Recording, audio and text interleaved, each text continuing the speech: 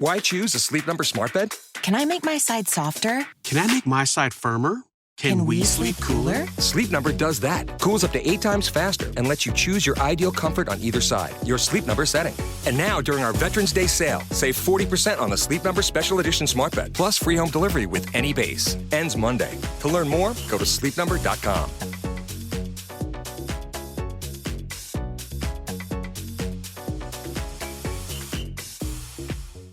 In Virginia, a convict serving a life sentence who made his getaway on a jet ski is captured over a year after his escape. In Washington, a police officer uses a quick wit and an ability to bark to catch some car thieves. And in South Africa, a police shootout leads to the death of 18 gang members. These stories and more coming at you today, Thursday, September 7th. On Real Life Real Crime Daily, and I'm Jim Chapman. And I'm Woody Overton. And I'm Mike Agovino. September 7th already. Time's flying, right? No doubt about it. Hey, I want to say something before we get started. First of all, y'all, if you're not aware of Real Life Real Crime Originals, my show drops on Tuesdays. But again, I get requests from all over the nation almost every day now about families who lost loved ones, and a lot of them are questioning the authorities in what happened. I got one from Louisiana yesterday, but y'all, I have so much social media. If you could send all your information, if you have any information on the case, to woody@realliferealcrime.com, and I promise you I'll read it. But the story all yesterday, I'm not going to say where and everything, but it was the family does not believe the cause of death is what the parish officer, the sheriff's office, the local sheriff's office is saying it is. And you know what I told them? You have absolutely the right. If you haven't already had them cremated, take them to parish forensics. All right. Our friends in Broussard, they're the only place in the state of Louisiana where you can get an independent autopsy done by a professional forensic pathologist. And they're awesome people. Roy and the two Christians are phenomenal.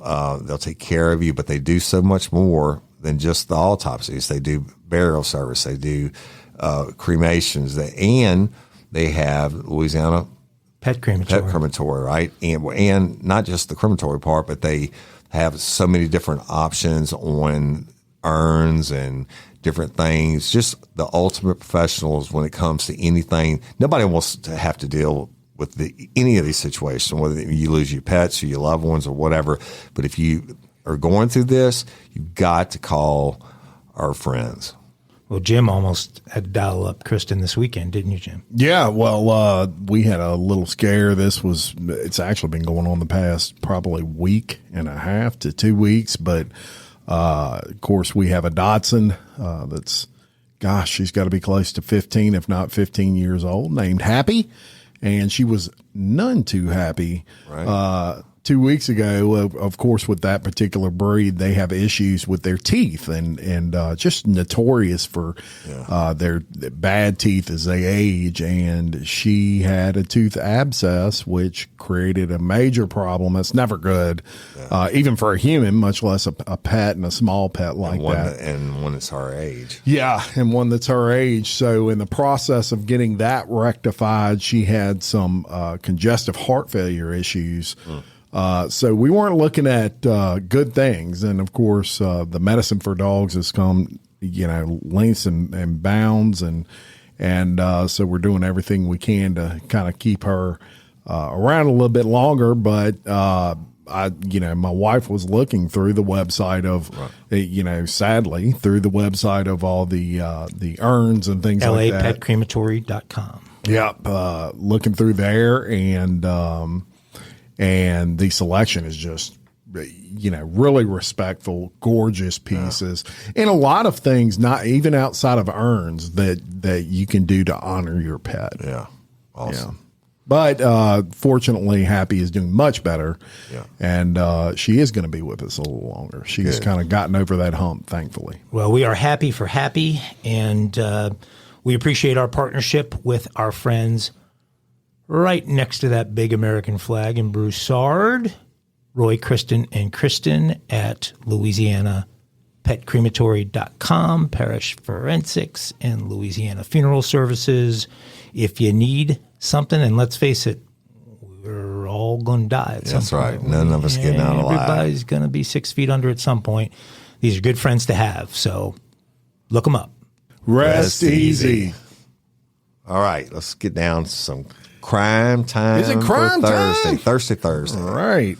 We're going to go to Arkansas. How about that? And look, lately we've been talking about some escapes. Yep. There's been a lot of them going on. We're going to tell you about another one. This one it's something that if you didn't know it happened, you wouldn't believe it happened. It sounds like something made up in a movie, but y'all, this is real life, real crime. And the U.S. Marshals have apprehended a convicted felon, his wife, and his mom after they allegedly helped him escape from prison last year by fleeing on jet skis. Really? Yes. Tuesday, August 29th, several law enforcement agencies arrested 39-year-old Samuel Hartman, his wife, 39-year-old Misty Hartman, his mother, 61-year-old Linda White, and White's boyfriend, 52-year-old Rodney Trent, at a Quality Inn in Lewisburg, West Virginia.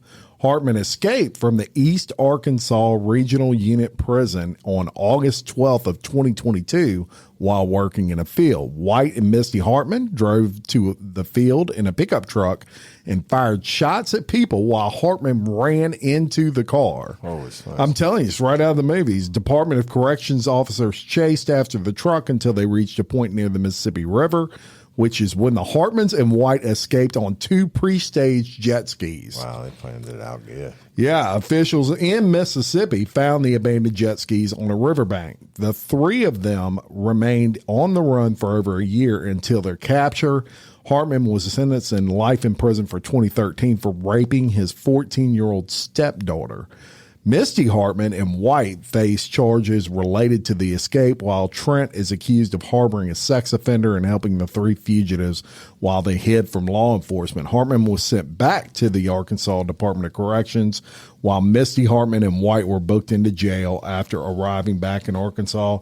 Trent remains in custody in West Virginia, and I'm passing around the pictures of all 4 of these. And when you see the guy at the center of this, it's apparent he got in a little bit of a fight when he got captured. Yeah, so we'll definitely be posting that on the social media. But all 4 are in custody now, and a crazy escape. Yep. That it sounds like you can't outrun something out of a movie. You can't outrun those. Couldn't believe that one. I've told y'all before, you do not want the U.S. Marshals tracking you down. Yep, it's just like A year though. They were out there a year.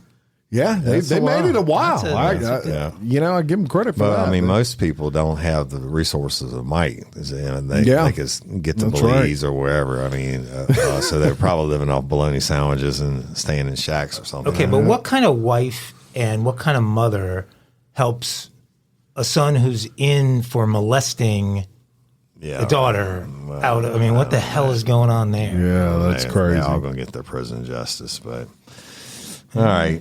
I can guarantee you they regret it now. No, did they get him at the Waffle House? That group looks like they might have got him. The Quality Inn or whatever, right? Or whatever the name of it was. So let me take you to another incident of really good police work. And so as deputies in Washington State pursued a group of teens suspected of stealing a car, one deputy used an unusual tactic that tricked the suspects into surrendering. Deputies responded just before 8:30 a.m. on August 18th to a call of a stolen vehicle in University Place, according to the Pierce County Sheriff's. And one deputy deployed spike strips and waited for the stolen vehicle, which sustained 4 flat tires after running over the trap. The suspect, however, continued driving, and deputies had to call off the pursuit. The stolen car was found. I don't know why you have to call it off, because I've used spike strips a bunch of times, and then once those tires go flat, the rims are throwing sparks. But whatever their policy was. The stolen car was found unoccupied and still running not far away. Deputies surrounded the area and began searching for teens. In a wooded area, one deputy spotted the group in a creek bed, according to body cam footage of the incident. "Stop, police! Don't make us release our canine," the deputy could be heard yelling. One deputy can then be heard barking like a dog, according to the video. After the deputy imitated a dog bark multiple times, the 4 juveniles came out of the creek bed and surrendered. The kids actually believed there was a dog, and in the end, they told the deputies, "Man, as soon as I heard that dog, I gave up," Sergeant Darren Moss Jr. said in a video posted on the department's Facebook. Moss commended the deputies, giving them an A+ for creativity and getting the teens compliant. They could almost be a dumb criminal. I was about to say, Jim, can you hit the banjos? Yeah, right. That's a good police work, though, y'all. maybe the guy just did an exceptional bark. I mean, just you gotta reminded give me of stories, another story to tell on the Real Life Real Crime original. That's a story for another day. Good one. You never used a duck call I've used all kinds of stuff. I could do a whole story just on the stuff we did. Yeah. You never drew a bad guy in with a duck call? Well, I could tell you a teen one time. I'll tell it real quick. I knew he was lying to me. It was like a 11-year-old, and the mom wanted, basically the kid admits to lying. So I wasn't a polygraphist at the time, but I went and got an ammo can out of my trunk and some battery cables, and I hooked it up, and I told him this is a polygraph. And if you lie, this is going to shock the shit out of you. He started crying and told me the truth. No way. Oh, my God. Yeah. That's great. And then I gave him back to Mom, and I'm sure she beat that ass. Yeah. Oh, goodness. Right. I don't remember doing this. We're hitting some new territories this week. We're going to South Africa. Oh, that's definitely your geographical area, so you're approved, sir. Go ahead. I've actually never been. I almost went once. It's hard as hell to get there. It I was takes just thinking about forever to get Great there. White sharks. And gold. They got gold down there. What's that? They have gold down there. They have gold down there? Yeah, it's a big deal. One of the world's leading producers in gold. Oh, South Africa. Yep. I thought you said Angola. No. Gold. Oh, okay. We do Bloody When he Angola. mumbles in here, I don't Bloody Angola, the podcast by Jim Chapman and Woody Overton. Plug. Okay. So I think this might be our first ever report out of South Africa. If not, we've had very few. But 16 men and 2 women suspected of being part of a gang that robbed armored vans. So these guys were running around the country robbing armored vans, were killed Friday in a shootout with South African police in a rural section of the northern part of the country. Officers approached a building where the gang was operating out of, and the suspects opened fire. So the bad guys shot first. Officers then returned fire. And they did pretty good with their return fire. They killed 18 suspects, and only 1 police officer was wounded. Those South African cops must be pretty badass, Woody. Right. I mean, you took down 18, and they wounded 1 of yours. 4 other suspects were arrested at a separate location. Police said their top officials, including the National Commissioner of Police, the Deputy Commissioner, and the head of the elite Hawks unit, were at the scene of the shootout in the Makado municipality in the Limpopo province, the ever-popular Limpopo province.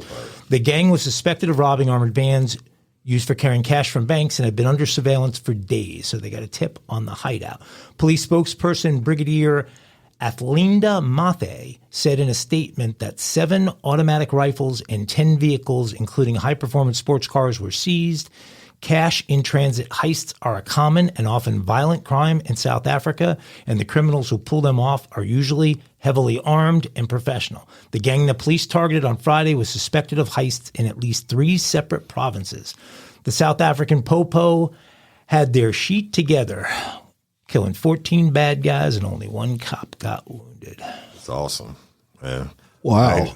I can assure you that, it's when you see on the news in South Africa when they're walking around with machine guns. Yeah. Their police are not going to be under. Well, that's the Hawks unit. Right.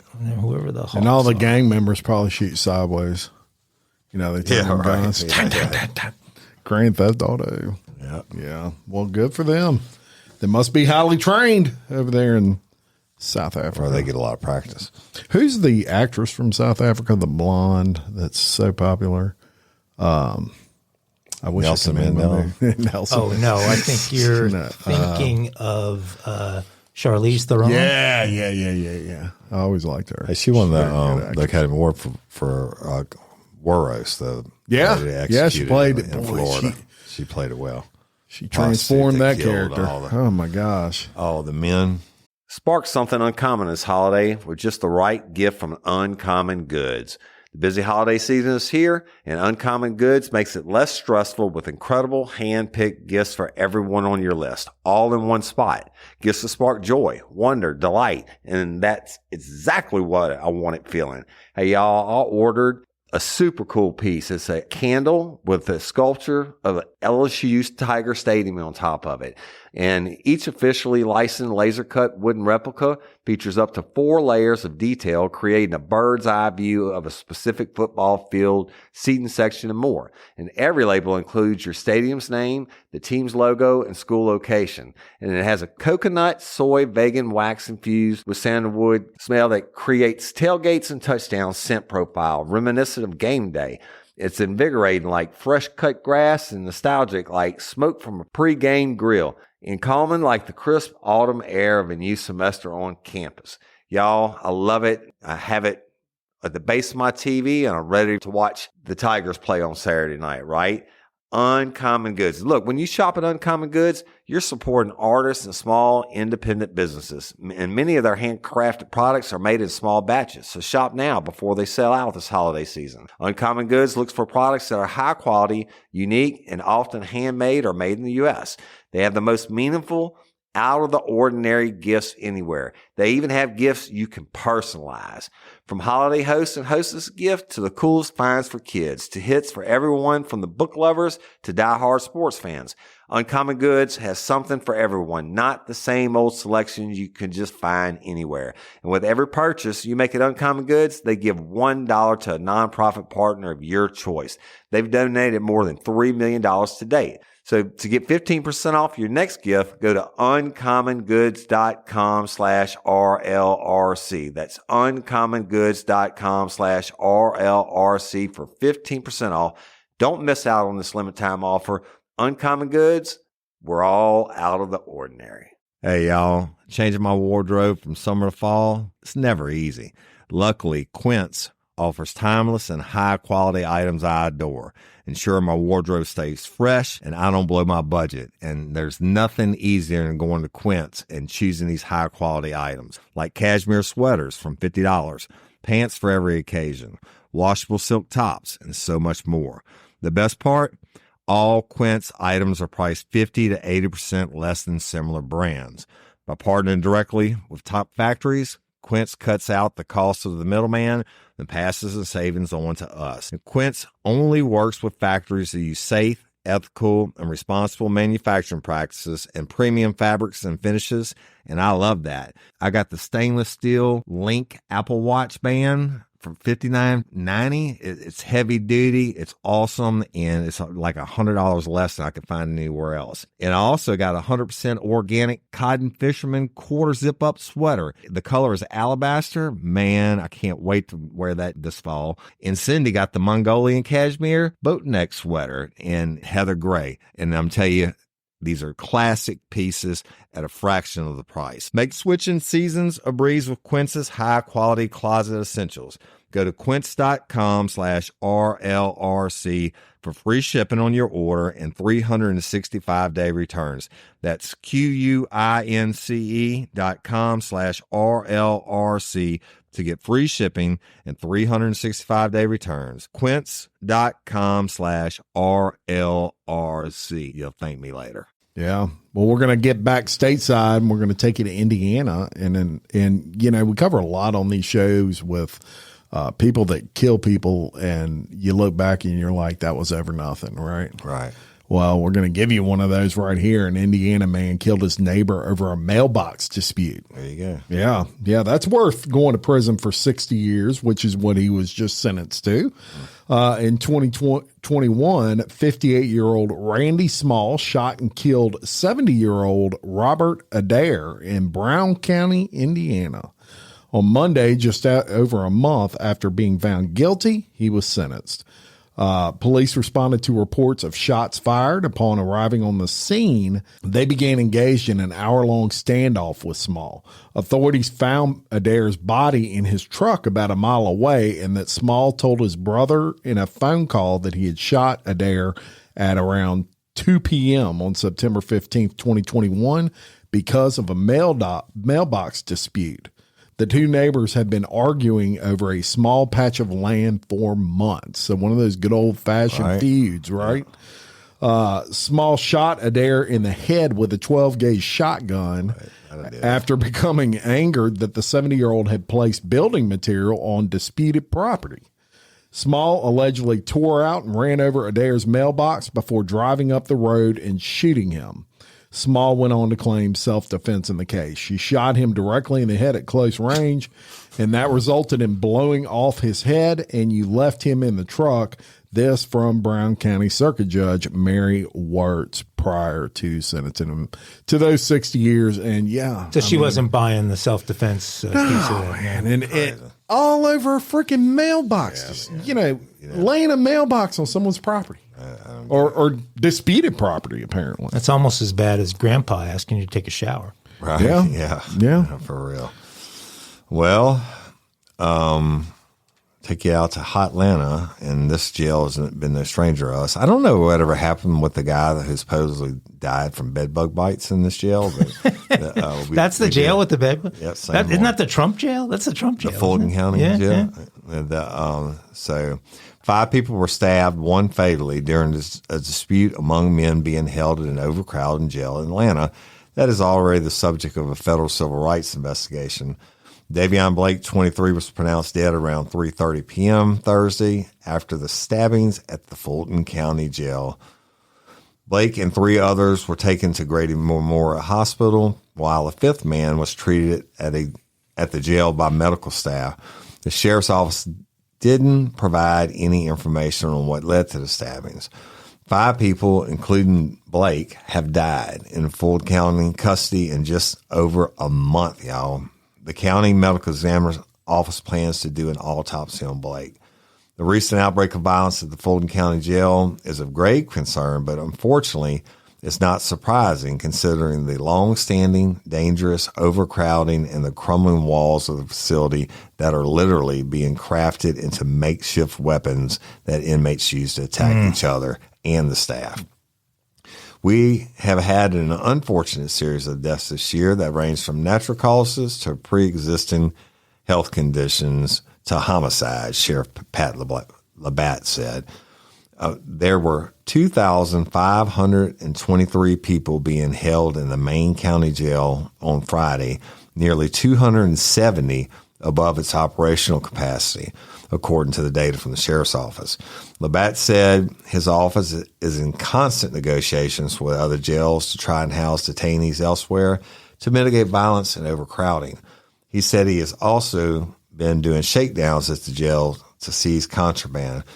Labatt, who took office in January 2021, has been pushing for a new jail. Critics, including the Southern Center for Human Rights, have said that will not fix the problems. The organization, which has successfully sued the county multiple times over jail conditions, said in an April letter to the U.S. Department of Justice that Labatt has demonstrated a clear inability to remedy the conditions of people currently in his care, and that human rights violations at the jail are the result of a staff culture of cruelty and violence. And recently, the U.S. Department of Justice has opened a civil rights investigation into the conditions.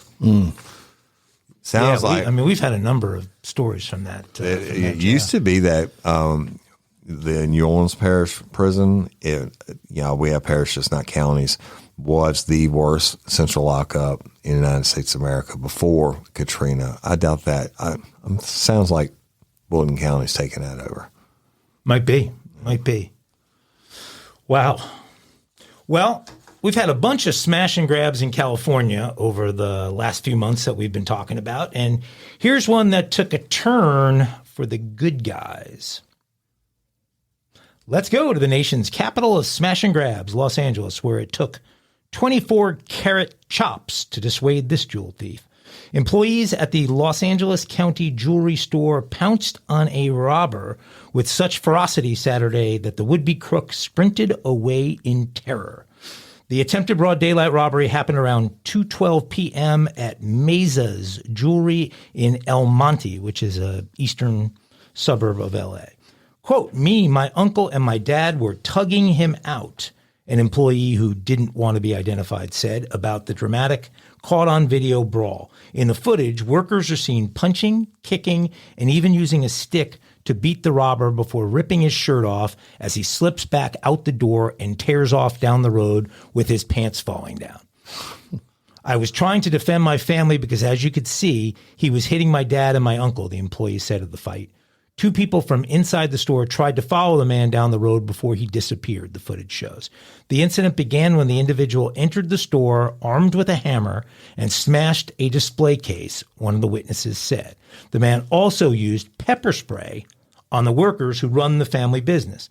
Several employees were treated for minor injuries. As of Sunday afternoon, the suspect, who has not been named publicly, remains at large. The El Monte Police Department could not immediately be reached for comment. It seems that while the national big chains, whether we're talking about pharmacies, the clothing stores, big box retailers, have all chosen to let thieves take merchandise and protect their employees with non-interference policies, a mom and pop jeweler in El Monte likely doesn't have the luxury of choosing that kind of a strategy. And if they get hit hard once, that might be it for the business. So hopefully the people committing these crimes figure out who will and who won't defend their stores and target the ones where they're not going to get the resistance, and we won't get anybody killed. But I think, too, what you said in there was they were already physically attacking one of the family members when the other ones jumped in. That's the difference. I mean, if they're beating your coworker or whatever, even though I trained jewelry stores like this for 8 years all over the country. He's a big man. He weighed over 300 pounds. And if they're beating on someone in the store, I would think, even though it's against the policy, you got to try to help them. Well, and this wasn't the typical. Usually the smash and grabs are a group of, young gangs or even younger people. This is a guy who's, 40s or older who was flying solo on this and just started smashing up the jewelry cases. So they got him. They got him. Well, they got him, but the police didn't get him yet. So Los Angeles, L.A.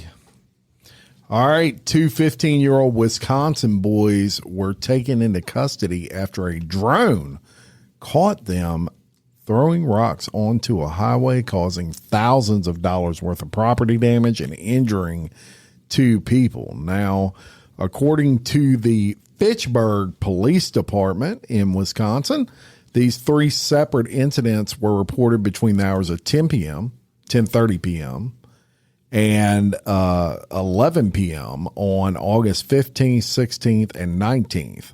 In each incident, rocks were thrown and dropped from a railroad bridge down onto Highway 14. Officers reported that 18 vehicles were damaged in the three incidents, and two people also reported minor injuries. A sergeant who is also a pilot for the city's drone team, shout out to this guy who came up with a good idea. He flew a drone above the bridge to investigate when he noticed two teens around 10 p.m. on August 21st. The sergeant reported seeing one throwing rocks onto the highway. Both 15-year-old boys were arrested. Multiple charges were related to endangering safety and damaging property will be referred to the district attorney's office. So a bunch of little freaking delinquents. They didn't have any spears, who don't realize, they don't realize the safety issues that they can cause on that highway. Yeah. All it takes is one rock, right? Killing people and everything else. And like the story last week with the spear. Yeah. But it's amazing that the technology of today, these police are using with these drones, and hey, I want to fly this thing up there. That would have been fun. Yeah. So, and you see them every now and then. I see them around my house at night sometimes. It's crazy the technology since I was in, for real. Yeah. So they have your house under surveillance, Jim? I don't know. Well, it was actually a neighbor's that they have an app or something. It's like a Nextdoor app, I guess they're called or whatever. And a neighbor had reported that she had a drone flying over her house in the middle of the night. It was flying over everybody, she said. And she just happened to notice it. And so to beware, I mean, heck, criminals now. That's a good way to see what you got going on in your backyard, right? Surveillance too. Check the area for the cops. Yep. All right, let's go back to Arizona, where we've been to a lot recently. An Arizona dad was arrested after he was found in the passenger seat of a vehicle that his 10-year-old son was driving. Phoenix resident Alvaro Ovando Alvarez, 49, was charged with aggravated DUI, child abuse, and endangerment. He was also charged with possession of an open container of alcohol and unlawfully permitting a minor to drive. The Arizona Department of Public Safety said that the child, who is not in legal trouble, was speeding in a red pickup truck on Arizona State Route 101 on Saturday afternoon. Now, you don't let get your 10-year-old driving around drunk. At least tell them don't speed, right? Anyway. Wait, but how did the 49-year-old got a DUI? He wasn't driving. No, it doesn't matter because he's got the son to drive for him. And that's the law, but I'll get to it in a second. So a trooper initially responded to a report about the truck shortly before 3:40 p.m. The officer observed the car changing lanes unsafely in violation of traffic laws. Again, Dad, you should taught your 10-year-old to use blinkers. A pursuit began at 3:44 p.m., then ended 3 minutes later. The driver stopped in the right emergency lane at approximately 3:47 p.m., according to DPS spokesman Raul Garcia. And Alvarez was caught in the passenger seat and arrested. He was booked in the 4th Avenue jail in Phoenix. So, I mean, if I get my 13-year-old son, which I do let him drive a lot on, in my long driveways and stuff like that. But if I get him to drive me from wherever to Baton Rouge, and I'm sitting over there pounding back beers, and he's 13, and that's never happened. And he's speeding. No. Well, maybe on the property, but not on the roadway. And I'm at least get him to keep it between the lines and use your blinkers and shit. That's pretty crazy. A 10-year-old. Dad had to go because Dad got son. Yeah, that's really not good parenting. Yeah, you think? It's not quality parenting. I mean, not speeding anyway. Yeah, I don't think this guy, Liam Brown, I'm about to talk about, had good parents either. We're going across the pond to meet Liam. Got to get an accent from Jim. What country? Jim doesn't want to be associated with this story. The 25-year-old who was caught having intercourse with a dog, a cow. Oh. Sobbed as he pled guilty to sexual penetration with a living animal. Oh. Liam crept during the night onto the Burton farm, which is near Dorset, to commit the appalling crime. Farmers caught Brown performing the obscene act on an animal thanks to a new surveillance system. They installed the alarm as they were becoming wary their animals were being abused. A DNA sample retrieved from a calf confirmed intercourse had happened. The case is being sent to the Bournemouth Crown Court for sentencing, but what will the punishment be? In the UK, it's a crime for a man to deliberately penetrate a living animal. Equally, it is also illegal for an individual to allow themselves to be penetrated by the appendage of an animal. Oh, God. I got some great old laws Captain here. Obvious. The Sexual Offenses Act of 2003 does not prohibit oral intercourse or sexual acts with an animal that is deceased. Oh, my God. So you can screw a dead cow, just don't screw a live one. However, it does forbid individuals sharing or possessing pornographic imagery of bestiality, as that is categorized as extreme. A bestiality offense has a maximum punishment of 2 years behind bars. Brown, who is from Grosvenor Gardens, has now pled guilty to sexual penetration with a living animal and causing unnecessary suffering to a protected animal. The prosecutor, Charles Nightingale, told the court that farmers had known Brown since he was a child. He used to work for them on their farm. He also said the defendant was found by members of the farming family who had concerns regarding the welfare of their young livestock in question, and they set up alarms in the area. On the night in question, they were alerted by alarms and equipment they had set up, with the result that the defendant was found. So they set a trap for Mr. Brown. Subsequently, samples were taken from an animal confirming the intercourse in question. The family want Brown nowhere near their property in the future after the vile incident.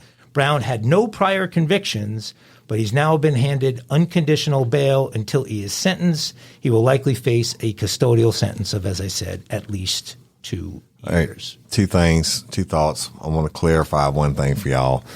When he said DNA was taken from a calf, that was for the offender's sperm, not to determine if the offender had impregnated a cow to make the calf. Secondly, definitely make that clear. Good point, Woody. Secondly, how fucked up is it that we have to have laws about screwing animals? And I haven't told the cases that I've worked, and I've worked numerous ones that would shock the shit out of you. But the very fact that you have to have a law in the books that you can't screw a cow or a horse or your dog, it's just... Wait, but how fucked up is it that they have a law that does not prohibit oral intercourse or sexual acts with animals that are dead? They may not have written that. Nobody's violated or got caught violating that one yet. Every law they have is because somebody screwed something up, right? So maybe them are the ones. They're just waiting for the guy to do the dead cow? I mean, unbelievable. They're probably going to put a law on the books. We had the story last week, the guy going out and getting the cow manure and masturbating in it. Remember? Yeah. Strange kinds. Crazy. I mean, you better be good if you're getting behind a cow. You know, I mean, right. I'm not going to tell you the stories. I'm going to save them. Y'all remind me all kinds of good old cop stories to tell today. Somebody convinced me to go cow tipping one time. Mm-hmm. You guys in Louisiana, you've been cow tipping since you were like 10 years old, right? We're professionals. Yeah. I didn't know how to do anything. Yeah. And I fell in mud. Shit.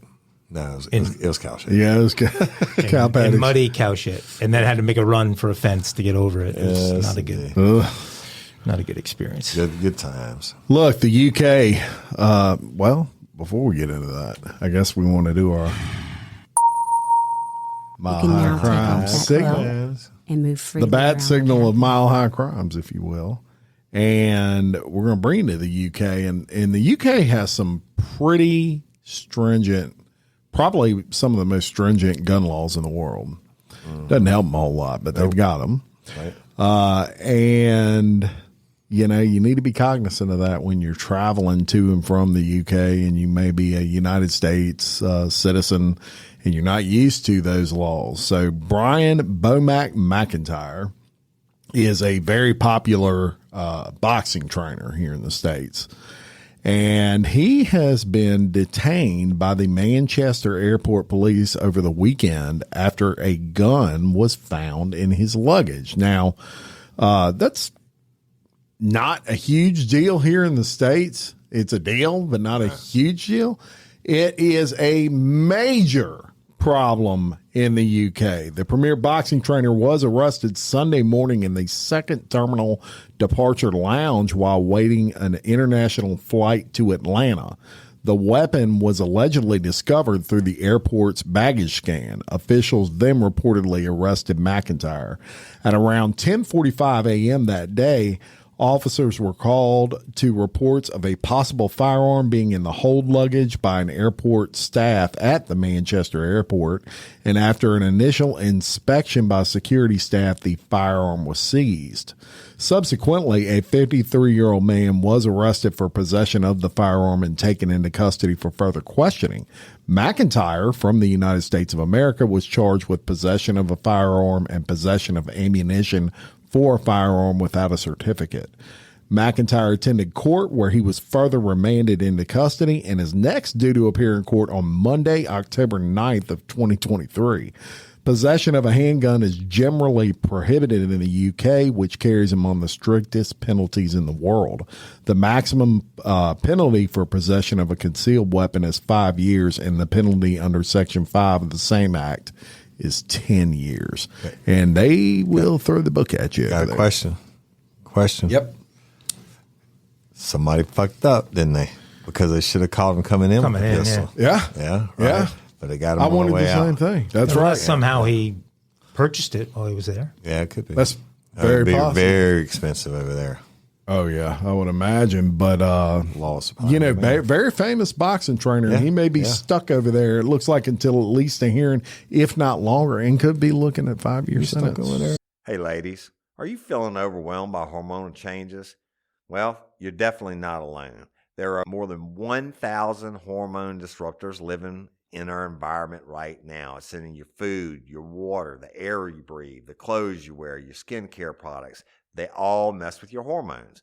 Then there's the natural hormone changes your body goes through, premenopause, menopause. And while it's a natural process, it doesn't mean you have to suffer through it. The good news is you don't have to suffer through it anymore because now you have Hormone Harmony, a formula made only with herbal ingredients that are shown to reduce hormonal symptoms in women of all ages. Hormone Harmony is not just a hormone support and supplement. It's become a phenomenon. Women can't stop talking about it on social media. A bottle of Hormone Harmony is sold every 24 seconds. And the biggest benefit? Well, my wife says it makes her feel like her own self again. And that's what women mention over and over in the reviews. And there are over 30,000 reviews for Hormone Harmony. And for a limited time, you can get 15% off your entire first order at happymammoth.com. Just use code RLRC at checkout. That's happymammoth.com and use code RLRC for 15% off today. That's happymammoth.com and use code RLRC. I hope he likes them whatever they eat. Maybe training them prisoners. Right? And now take off that belt They can fight it and on. move freely around. We need to cover the bloody and gold boxing team. Yeah. Good idea. All right. Ooh, yeah. Here it comes. Here it Must comes. be time already for some mile high. I mean, some Time for Kinky Crimes. Kinky Crimes on Thursday. Y'all, we're going back to the great state of Florida. And two residents of a Florida retirement village didn't seem to be that tired when they were arrested for public sex. Charm Gilbert, 40, and James Adam, 47, were arrested Wednesday morning after a witness reported the two naked people making out on top of an electrical box. Oh, Right? gosh. The box was located in the Villages, a retirement community of around 100,000 people located in Sumter County, Florida. Deputy Christopher McPeters, no pun intended, who responded to the call, said that when he approached the couple, Gilbert was lying on the box with her legs spread open and her breast exposed. She wasn't wearing her shorts or underwear. Adams was fully naked, exposing his penis. Adams told the officer that he and Gilbert had been having sex at the location due to them not having any other place to go. Hey, that makes sense. Right? I mean, you got to get it. Yeah. Right? There were no Kia minivans. Gotta have Can't it. hold man at Right. fault. So this is the second Took you a time, minute. right? This is the second time Gilbert has been in trouble this year. On July 30th, just a couple weeks, a month ago, she was accused of stealing a case of beer from a convenience store with another man and fleeing in a golf cart. In a golf It's cart. not Pinellas County there. Yeah. No. This is also the second time this year that someone has been arrested for public sex at the Villages, which bills itself as Florida's friendliest retirement community. Oh, I would say they are. They're very But friendly over listen to there. this one. In June, Margaret Ann Clem, 68, and David Boblia, 49, look at that age difference, 59, 69, 21 age difference, were charged with indecent exposure and disorderly conduct after being caught having sex against the bait shack hut. Hell yeah. Adams and Gilbert were taken to the Sumter County Detention Center and each charged with indecent exposure, disturbing the peace. They were later released on $1,500 bond. There's your kinky. Hey, they didn't have nowhere else They're to go. swinging at the That's Villages right, now. right? Huh? Wow. Kinky Crimes. Friendliest retirement community in the world. The hell with the bingo. You can It's being a hoe. They were a little young to be at the Villages, by the way. Weren't they 40 and 47? Yeah. What are you Must doing have at the been workers Villages? or something. I'm proud of the other one, 68 and 49-year-old. Kinky. Tyree's getting wild. Getting down. Florida. Oh, there's the pictures. I'm sorry. Yeah. Oh, there they are. We'll share that with you, folks.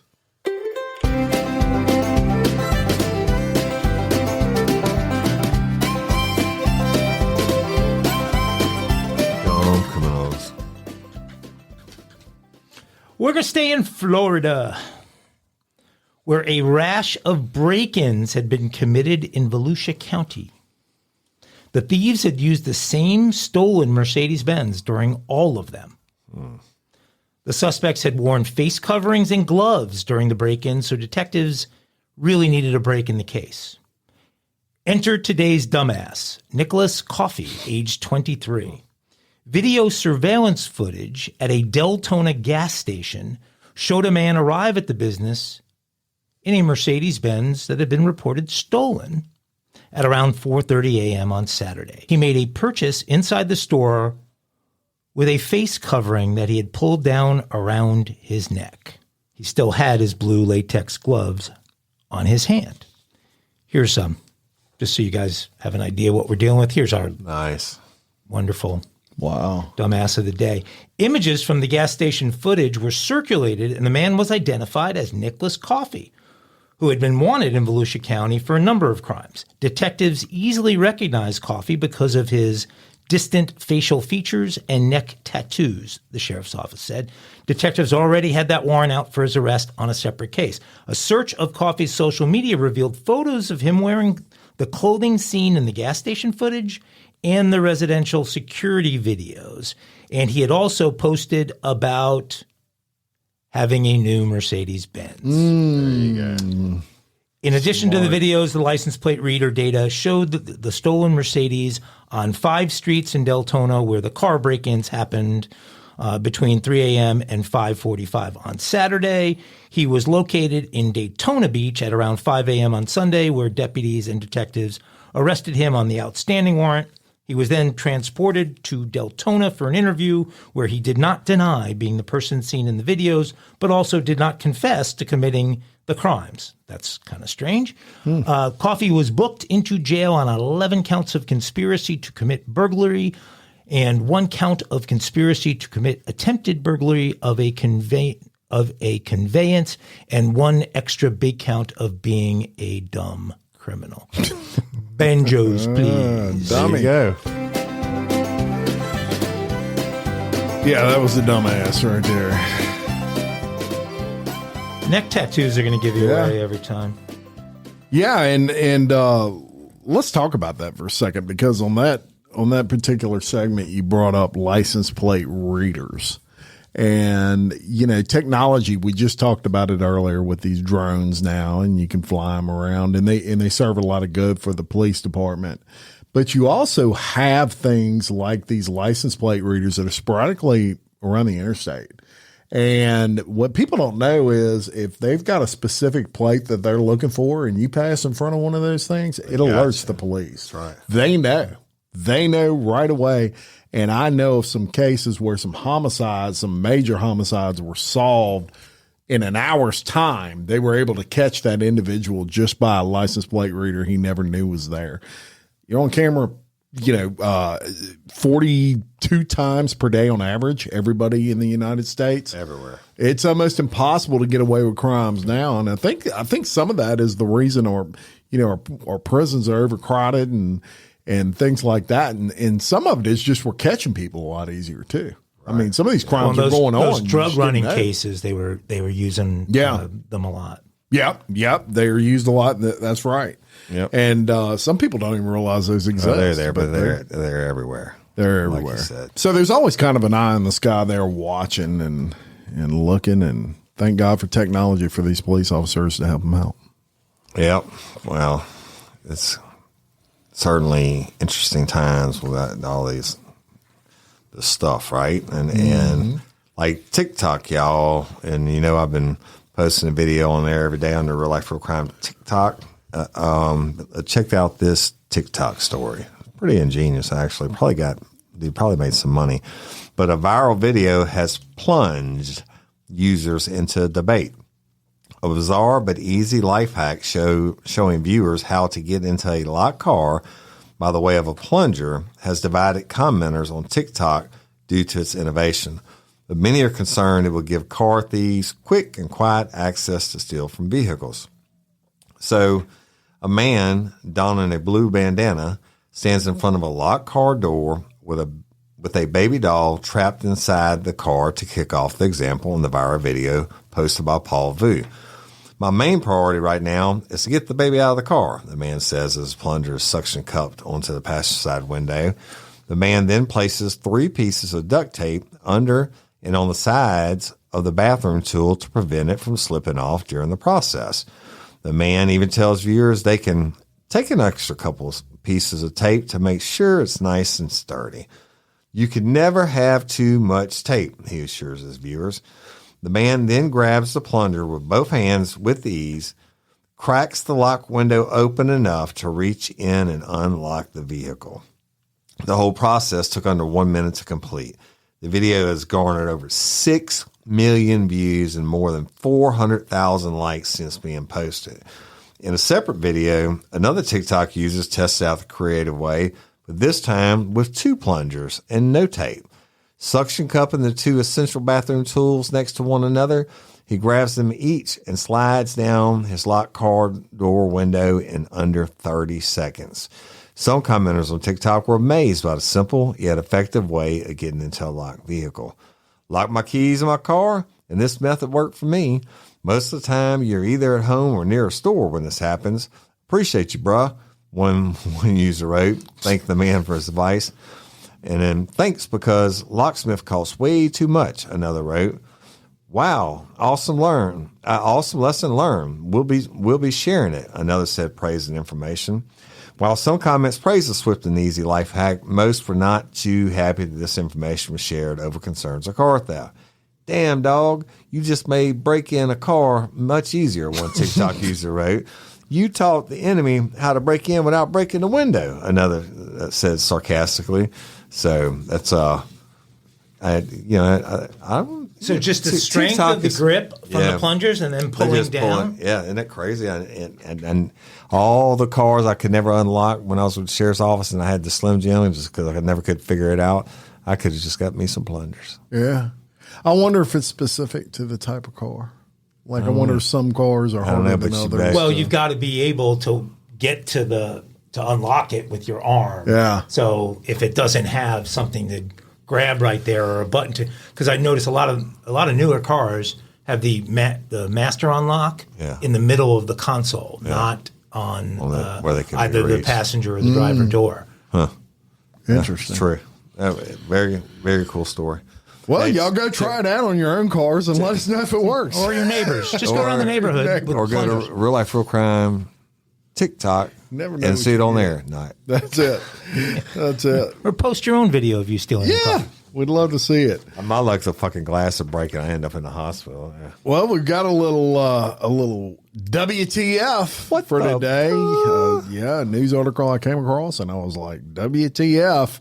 And this one is out of Tampa, Florida. So, boy, we're picking on Florida today. And a woman has been arrested over the weekend who was trying to build a bomb inside the Walmart. That's right. She didn't bring a bomb into the Walmart. She was assembling a bomb with the stuff she was shopping for in Walmart. Yep, that made me say WTF. Just after 6 p.m. Saturday, deputies responded to a Walmart store on Fletcher Avenue in Tampa, Florida, for reports of a woman trying to make a firebomb inside the store. Emily Stallard, 37, was opening items like flammable material, projectiles, and matches inside the store that she hadn't paid for. A security guard saw her and immediately called 911. Police said the guard and an off-duty Florida Fish and Wildlife Conservation officer, who was in the store at the time, detained Stallard until deputies arrived. The woman had all the supplies she needed to cause mass destruction at her disposal. Had it not been for an observant off-duty law officer and a watchful security staff at Walmart, she may have followed through with her plans to cause an explosion inside the store. This from Sheriff Chad Coster. The sheriff's office said Stallard had a child with her at the time. She is charged with attempted arson of a structure, firebombing, contributing to delinquency of a minor, child abuse, and battery on a law enforcement officer because when they tried to arrest her, she resisted. Crazy. So, yeah, WTF. What was the master plan there? Apparently she didn't even want to have to pay for her bomb that she was going to make. Exactly. She was just going to make it in there and explode everything. But thankfully that foiled her plans. And y'all will be happy to know that I have an intro for the segment here, Super Cops. Yeah. That I will be, I guess you could say, unveiling maybe later on this week, maybe the next episode of Real Life Real Crime Daily. I'll put a Super Cop in there. I think y'all will like it. Miss Tiffany Seacard has also helped me with this intro. We've got a little music involved, and that's right. So we'll save the surprise for the next episode of Super Cops. The debut. The debut. Doing Super Cops. That's it. So, any final thoughts, gentlemen? That's it. RRSQ? RRSQ.org. See something, say something. Until next time, I'm Jim Chapman. I'm Woody Overton. I'm Mike Agovino. For Real Life, Real Crime Daily, peace. Aglets. Say peace, boy. Sorry. Peace.